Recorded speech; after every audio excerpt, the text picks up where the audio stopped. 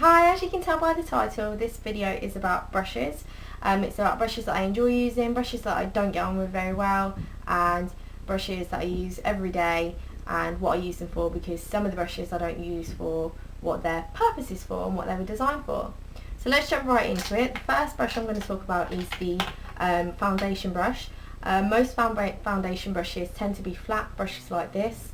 I've tried a range of different brushes, e.l.f., number 7, etc. So I have different types of ones that I have here right now.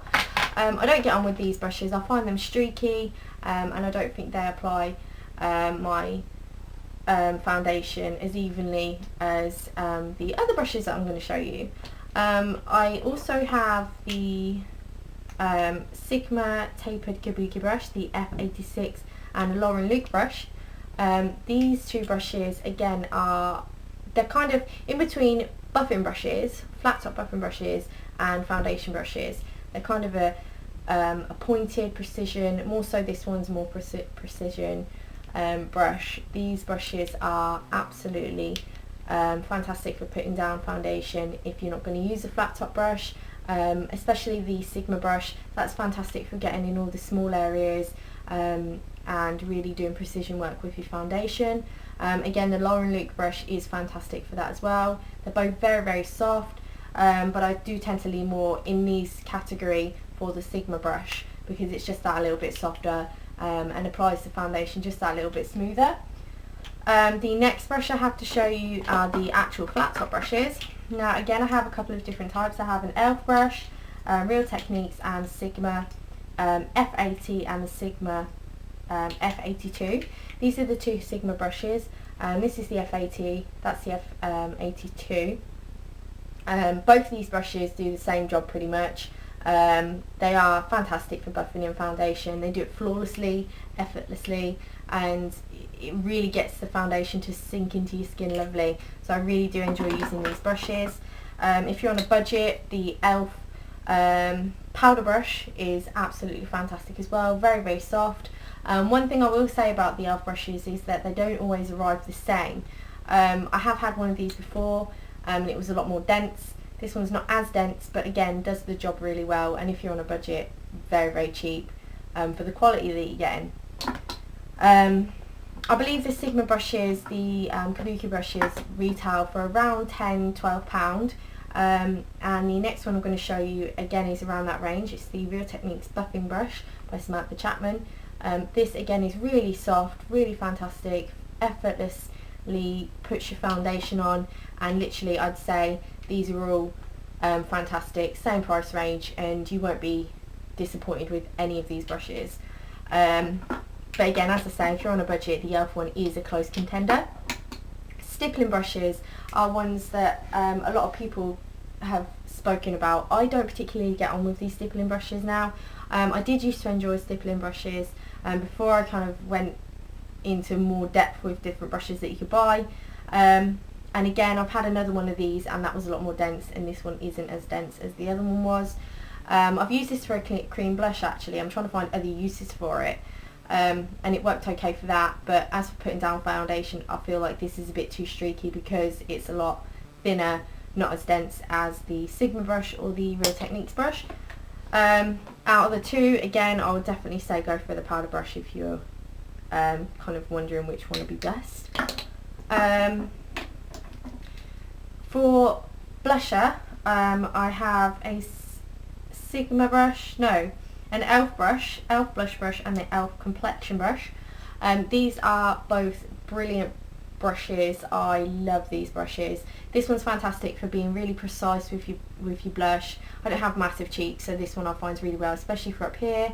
You could use this for contouring, and it's really soft. Wow, that was a lot of powder that came out of that. I use these on a daily basis. That's how much I love them. This again is the same, the complexion brush. Fantastic for the apples of the cheeks. If I had to pick for the two, I'd definitely go for the blush brush because it's more precise, but you can't go wrong with either of them either. The Real Techniques blush brush, on the other hand, I don't get on with very well. A lot of people have said this brush is fantastic and use it quite regularly. I find that it's slightly too big for my face. I feel like it's really big for my cheeks, I don't know. and I find that it doesn't put down a lot of product at all. I know obviously you don't want massive bright cheeks, but I really have to work hard with this to get any product to show, and I've tried various different brushes and I just don't really get on with this brush at all. It is very soft and it's a fantastic design, unique design, but I don't get on with it personally.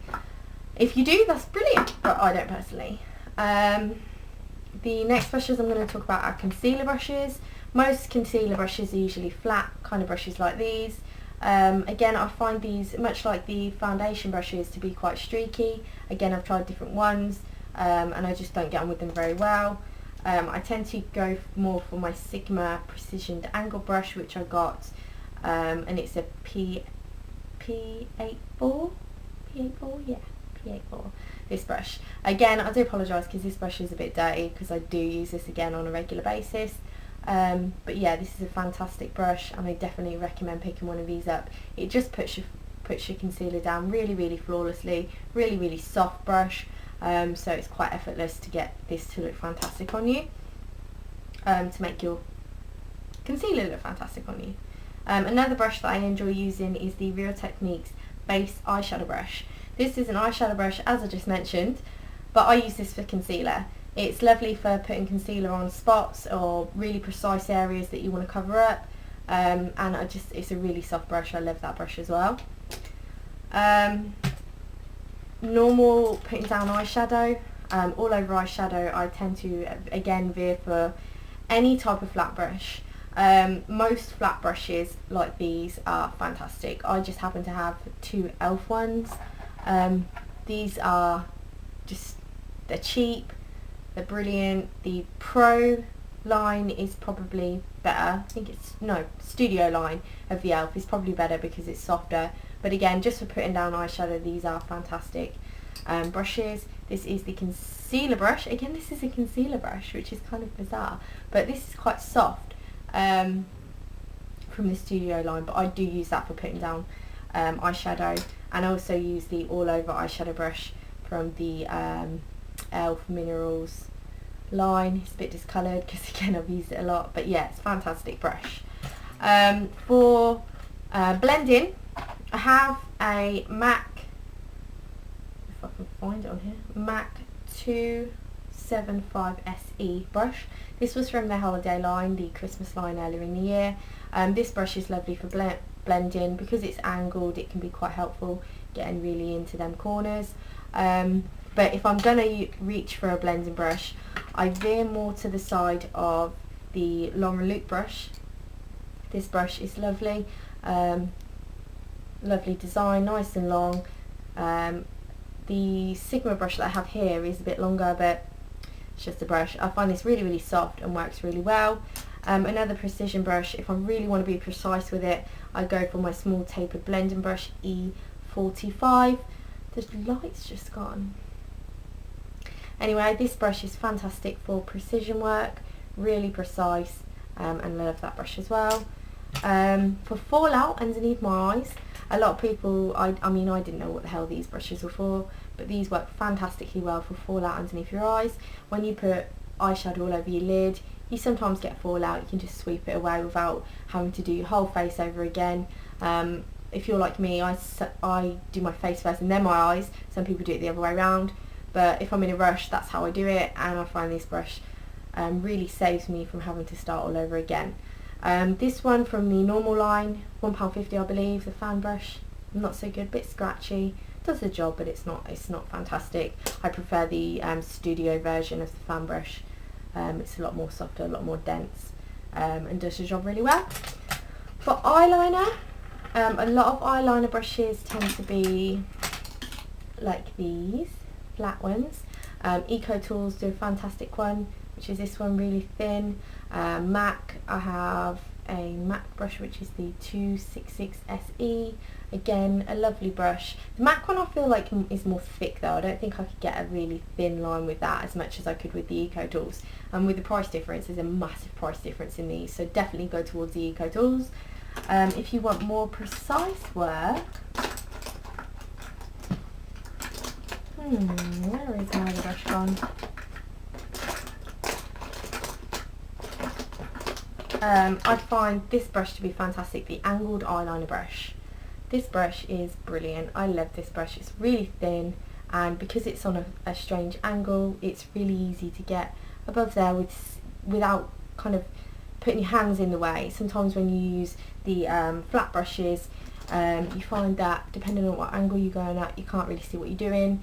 This one, because it's angled, it's fantastic. A lot of people have got paint brushes and literally just bent them to this shape, and that would work really, really well. But yeah, these kind of brushes are really, really good. The one that I didn't get on very well with was the Real Techniques Pixel Point eyeliner brush. It's really, really thick. I mean, look at the difference between that one and that one. It's such a thick brush that I don't feel like I could get a really good line without that. I mean, I think I'd have to try really, really hard. I think I'd probably be able to do it, but it'd be quite difficult, so I don't really like that brush very much. And as you've also probably noticed, I don't particularly have a lot of MAC brushes. I've looked at them in the shops and stuff, and I just don't feel like they're worth the money. I mean, Sigma do a fantastic line for half the price, and I don't feel like I can justify spending £20–30 on just one brush. And they don't feel all that great either. I feel like they're quite scratchy. Some of them can be quite scratchy, and I just don't think they're worth the hype. So I just don't buy them. It's not necessary. It's just, for me, it's just a waste of money. I have a couple from, like I say, from the Christmas collection. I have also the MAC 129 SE brush. This is really, really soft, but I don't feel like it's any more soft than Sigma brushes or the Real Technique brushes. They are fantastically soft. So in all, I don't purchase them because I don't think they're that much of a hype. But if you do, that's fantastic for you, but as I say, it's not for me. Yeah, that's about it. Thank you very much for watching. I hope that's helped anyone who's kind of wondering what to do,